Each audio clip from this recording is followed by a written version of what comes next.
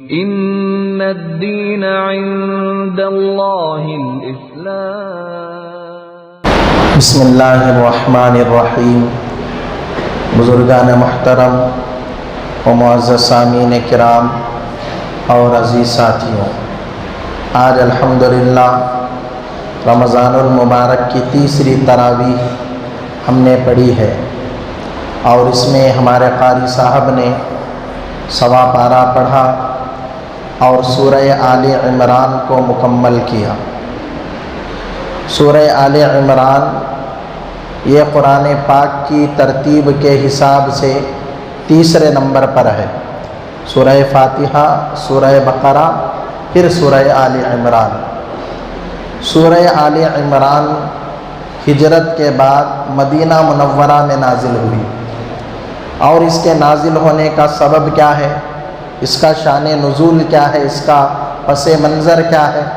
حضرات مفسرین نے لکھا ہے، مدینے میں 60 لوگ اللہ کے نبی صلی اللہ علیہ وسلم کی خدمت میں آئے، اور ان 60 لوگوں میں 14 لوگ بڑے بڑے لوگ تھے، عیسائیوں کے بڑے بڑے لوگ تھے 14 لوگ۔ تو یہ پورے 60 افراد کی جماعت آئی، اور ان لوگوں نے اللہ کے نبی صلی اللہ علیہ وسلم کے ساتھ حضرت عیسیٰ کے سلسلے میں بحث و مباحثہ کیا، اور عیسائیوں کو فن شاعری پر بڑا ناز تھا کہ ہمارے میں بڑے بڑے شاعر موجود ہیں، ان شعراء کا کوئی جواب نہیں۔ تو عیسائیوں نے اپنے ایک شاعر کو کھڑا کیا، اللہ کے نبی صلی اللہ علیہ وسلم نے اپنی طرف سے حضرت حسان بن ثابت کو کھڑا کیا۔ حضرت حسان بن ثابت بڑے زبردست شاعر تھے، شاعر اسلام تھے۔ یہاں حضرت حسان بن ثابت کھڑے ہیں، اور وہاں عیسائیوں کی طرف سے شاعر کھڑا ہے۔ اب ان دونوں میں بحث و مباحثہ ہوا، اللہ کا کرنا ایسا ہوا، حضرت حسان جیت گئے اور عیسائیوں کا شاعر شکست کھا گیا۔ پھر ان میں بڑے بڑے خطباء بھی تھے، بیان کرنے والے، خطاب کرنے والے۔ عیسائیوں نے اپنے ایک بڑے خطیب کو کھڑا کیا، اللہ کے نبی صلی اللہ علیہ وسلم نے اپنی طرف سے حضرت ثابت بن قیس صحابی رسول ان کو کھڑا کیا۔ یہ بڑے زبردست خطیب تھے مسلمانوں کے۔ اب ان دونوں میں بحث و مباحثہ ہوا، اللہ کا کرنا ایسا ہوا، حضرت ثابت بن قیس جیت گئے اور عیسائیوں کا خطیب شکست کھا گیا، ہار کھا گیا۔ اب دلائل کی باری تھی، دلیل دینے کی۔ تو عیسائیوں کا ایک بہت بڑا پادری اور بہت بڑا دلیلوں کا انبار رکھنے والا وہ سامنے آیا، اور اس کے مقابلے میں خود اللہ کے نبی آگے بڑھے۔ اللہ کے نبی صلی اللہ علیہ وسلم نے اس کی ہر دلیل کا جواب دیا، اور آپ نے دلائل پیش کیے کہ حضرت عیسیٰ علیہ السلام یہ اللہ نہیں ہے، خدا نہیں ہے، بلکہ اللہ کے بندے اور اللہ کے رسول ہیں، حضرت مریم کے بیٹے ہیں۔ آپ نے کئی دلائل پیش کیے، لیکن کئی دلیلیں پیش کرنے کے باوجود بھی وہ عیسائی ماننے کے لیے تیار نہیں، اپنی ضد پر اڑے رہے کہ ہم نہیں مانتے۔ تو اللہ کے نبی صلی اللہ علیہ وسلم نے ان کو مباہلے کی دعوت دی۔ مباہلہ کسے کہتے ہیں کہ ایک جگہ جمع ہو جائے، مسلمان بھی جمع ہو جائے اور عیسائی بھی جمع ہو جائے، اور جمع ہو کر ایک طرف عیسائی کھڑیں گے، ایک طرف مسلمان کھڑیں گے۔ اب دعا کی جائے گی اللہ سے۔ کیا دعا کی جائے گی؟ اے اللہ، اگر ہم سچے ہیں تو ہمیں بچا لے، اگر ہم جھوٹے ہیں تو ابھی اسی وقت ہمارے اوپر عذاب کو نازل فرما۔ یہ بد دعا کی جاتی ہے، اور مباہلہ اتنا خطرناک ہوتا ہے کہ واقعتاً اگر وہ جھوٹے ہوں گے اسی وقت اللہ کا عذاب نازل ہو جاتا ہے۔ تو اللہ کے نبی علیہ السلام اور صحابہ پوری ہمت کے ساتھ، جرأت کے ساتھ میدان میں آ گئے، آؤ مباہلہ کرنے کے لیے۔ جب دلائل دینے کے باوجود تم ماننے کے لیے تیار نہیں ہو، اتنا سب کچھ سمجھانے کے باوجود تم ماننے کے لیے، قبول کرنے کے لیے تیار نہیں ہو، تو چلو مباہلہ کرتے ہیں۔ آج بھی کچھ لوگ ہوتے ہیں نا، ان کے سامنے قرآن پیش کرو، حدیث پیش کرو، صحابہ کی زندگی پیش کرو، بزرگوں کی زندگیاں پیش کرو، سب کچھ پیش کرنے کے باوجود بھی وہ کیا کہیں گے؟ نہیں، ہم نہیں مانتے، ہمارے باپ دادا کے زمانے میں ایسا تھا۔ وہ بھی نہیں مانتے تھے، اور آج بھی کچھ ایسے لوگ ہوتے ہیں وہ نہیں مانتے۔ تو ہمیں ایسا نہیں کرنا چاہیے۔ حضرات صحابہ کی، بزرگوں کی، باادب لوگوں کی عادت کیا تھی؟ جب ان کے سامنے اللہ کا قرآن آ جاتا، نبی کی حدیثیں آ جاتی، صحابہ کی زندگی آ جاتی، آمنا و صدقنا، وہ بلا چوچرا اس بات کو مان لیتے، کوئی بحث و مباحثہ نہ کرتے۔ تو جب اللہ کے نبی نے مباہلے کی دعوت دی، عیسائی ڈر گئے، وہ مباہلے کے لیے تیار نہیں ہوئے۔ انہوں نے کہا کہ ہم جزیہ دے دیں گے، ٹیکس دے دیں گے، ہم مباہلہ نہیں کریں گے۔ تو اس وقت یہ سورہ آل عمران نازل ہوئی، اللہ نے اپنی طرف سے ان عیسائیوں کا جواب دیا۔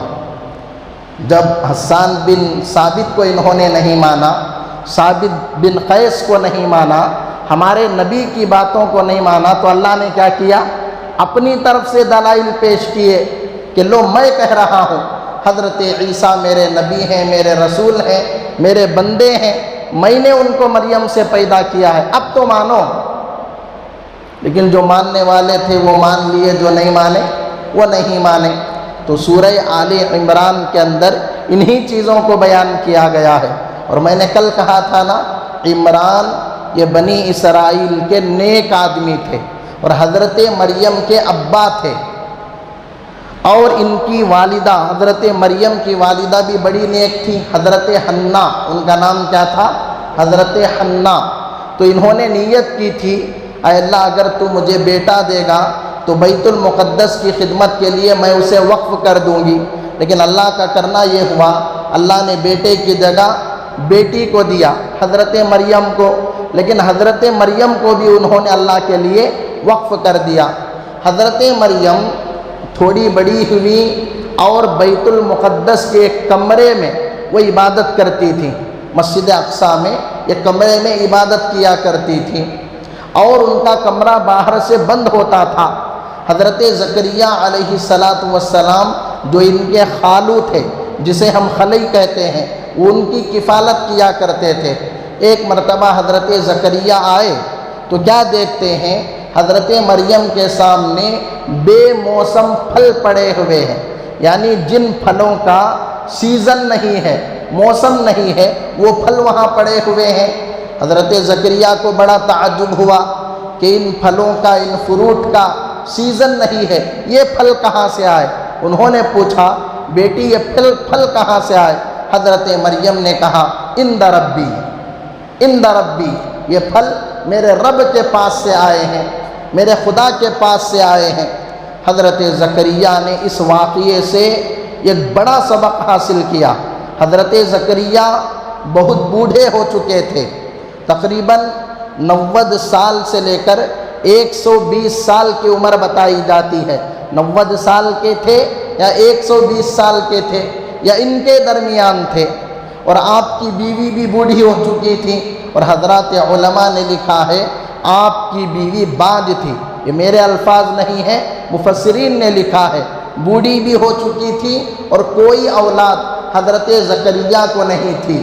حضرت زکریا نے جب یہ منظر دیکھا کہ مریم کے سامنے بے موسم بغیر سیزن کے پھل پڑے ہوئے ہیں، جب اللہ تبارک و تعالی بغیر موسم کے، بغیر سیزن کے پھل دے سکتا ہے، تو کیا اللہ تبارک و تعالی مجھے اولاد نہیں دے سکتا؟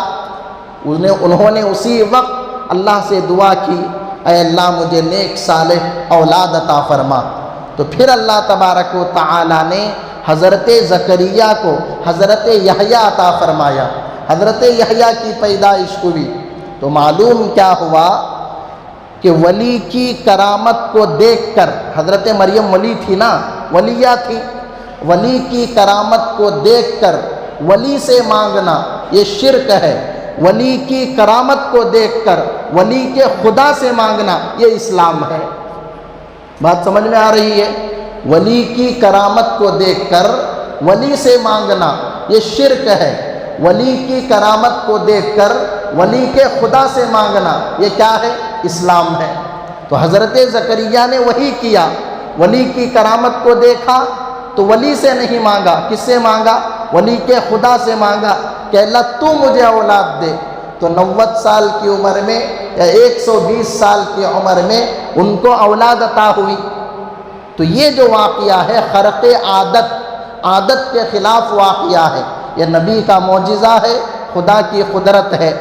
اور حضرت عیسیٰ کی پیدائش ہوئی، حضرت عیسیٰ کو بغیر باپ کے اللہ نے پیدا کیا، یہ بھی حضرت مریم کی کرامت ہے، خدا کی قدرت ہے، حضرت عیسیٰ کا معجزہ ہے۔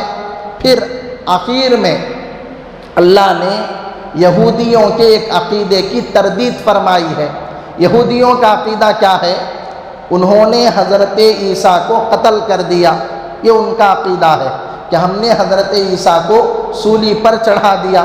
اللہ کہتا ہے وَمَا قَتَلُوهُ وَمَا صَلَبُوهُ وَلَكِنْ شُبِّهَ لَهُمْ، تم نے حضرت عیسیٰ کو قتل بھی نہیں کیا، ان کو سولی پر بھی نہیں چڑھایا، بلکہ ان کے ہم شکل کو تم نے مارا ہے۔ حضرت عیسیٰ کیا ہے؟ ہمارا عقیدہ ہے اہل سنت والجماعت کا کہ حضرت عیسیٰ علیہ السلام زندہ آسمانوں پر اٹھا لیے گئے، آج بھی زندہ ہیں۔ قیامت کے قریب حضرت عیسیٰ آئیں گے، نازل ہوں گے، ملک شام کی دمشق کی جامع مسجد میں فجر کی نماز کے وقت 2 فرشتوں کے سہارے آئیں گے، فجر کی نماز پڑھیں گے، پھر حضرت مہدی اور حضرت عیسیٰ مل کر کان دجال کا خاتمہ کریں گے، آپ کی شادی بھی ہوگی، 40 سال تک آپ حکومت بھی کریں گے، پھر آپ کی وفات ہوگی اور ہمارے نبی کے بغل میں دفن کیے جائیں گے، یہ ہمارا عقیدہ ہے۔ پھر آہستہ آہستہ اور ماحول خراب ہوگا، ایک بھی اللہ اللہ کہنے والا نہ ہوگا، تب جا کر قیامت آئے گی، تب جا کر قیامت برپا ہوگی۔ تو اللہ نے سورہ آل عمران کے اندر یہودیوں کے اس عقیدے کا رد بھی کیا ہے۔ دعا فرمائیں اللہ تبارک و تعالی ہم تمام کو پڑھی گئی باتوں پر، سنی گئی باتوں پر، کہی گئی باتوں پر عمل کی توفیق نصیب فرمائے، آمین۔ وآخر دعوانا ان الحمد للہ رب العالمین۔ اللہم صل علی سیدنا محمد، اللہم صل